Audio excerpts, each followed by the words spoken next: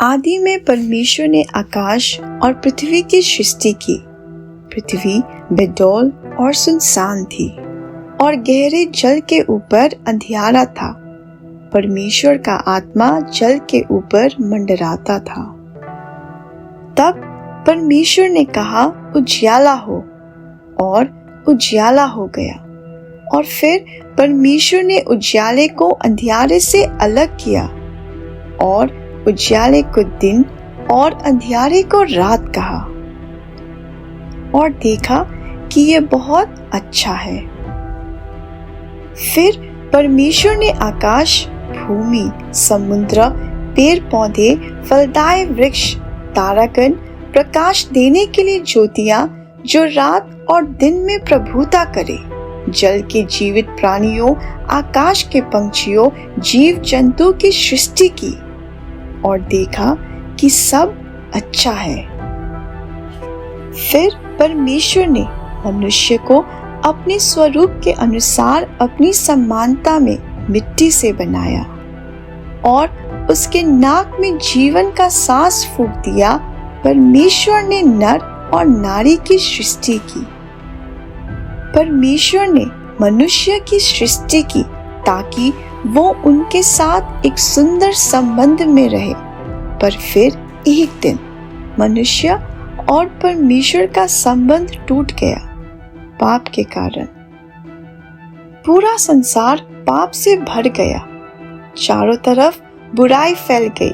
लोग परमेश्वर को भूल गए और मनुष्य को बचाने के लिए परमेश्वर ने चेतावनी दी कि वो पाप से पश्चाताप करे, परंतु उन्होंने नहीं माना और पाप करते गए। इसीलिए परमेश्वर ने अपने इकलौते पुत्र को संसार में भेजा ताकि मनुष्य उन पर विश्वास करे और अपने पापों से पश्चाताप करके मुक्त हो जाए।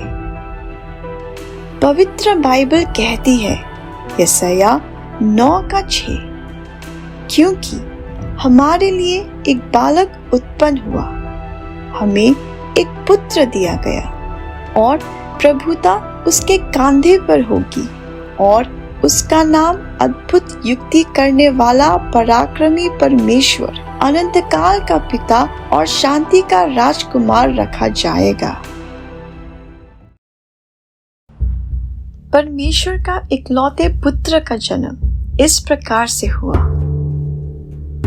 गलील के नासरत नगर में जिब्राइल स्वर्गदूत एक कुंवारी जिसका नाम मरियम था, जिसकी मंगनी यूसुफ के साथ हुई थी, उसके पास पहुंचा और उससे कहा, तू गर्भवती होगी और एक पुत्र को जन्म देगी। उसका नाम यीशु रखना। वो महान होगा और परम प्रधान का पुत्र कहलाएगा और प्रभु परमेश्वर उसके पिता दाऊद का सिंहासन उसको देगा और वो याकूब के घराने पर सदा राज्य करेगा और उसका राज्य का कभी अंत ना होगा। और कुछ समय बाद यीशु का जन्म दाऊद के नगर बेथलेहम की एक छोटी सी गौशाला में हुआ, जहां उस देश के गरहेरिये जो रात को अपने भेड़ बकरी का पहरा दे रहे थे, स्वर्गदूत की बात सुनकर यीशु से मिलने पहुंचे। पूर्व से कई ज्योतिषी मूल्यवान भेंट, सोना, लोबान और गंधरस लेकर यीशु को भेंट चढ़ाए और उनके आगे दंडवत किया। और ये सब मिलकर यीशु का जन्म का जश्न मनाए। यीशु खोए हुओं को ढूंढने और उनको उद्धार करने आया है। यीशु ने इस संसार में कई सारे आश्चर्य कर्म किए और उन्होंने अपना अपरंपार अद्भुत प्रेम को लोगों के साथ बांटा। ऐसे ही कई सारे आश्चर्य कर्मों में से एक कहानी है लाजर की। यीशु का प्रिय मित्र लाजर बीमार पड़ जाता है और उसकी बहनें मरियम और मार्था बहुत परेशान, व्याकुल और बेचैन हो जाती है। और फिर लाजर की बहनें यीशु को संदेश भेजती है, लेकिन यीशु को आने में बड़ी देर हो जाती है। जब यीशु लाजर के घर पहुंचते हैं तो लाजर के मरे हुए 4 दिन हो चुका होता है। यीशु लाजर की मौत पर दुख और शोक व्यक्त करके उसके लिए रोते हैं। फिर यीशु लाजर के कब्र पर जाता है और लाजर को बाहर आने की आज्ञा देता है और अद्भुत रूप से लाजर कब्र से जीवित और स्वस्थ होकर बाहर निकल आता है। ये घटना यीशु की मृत्यु पर शक्ति को दिखाता है। यीशु आया कि वो हमें अनंत जीवन दे सके। व्यवस्था के अनुसार बिना लहू बहाए पापों की क्षमा नहीं होती, लेकिन बैलों और बकरों के लहू से पाप की क्षमा और माफी नहीं। इसीलिए यीशु ने एक ही बार अपना बलिदान देकर अपना लहू बहाया कि जो कोई उस पर विश्वास करे उनको उद्धार मिले।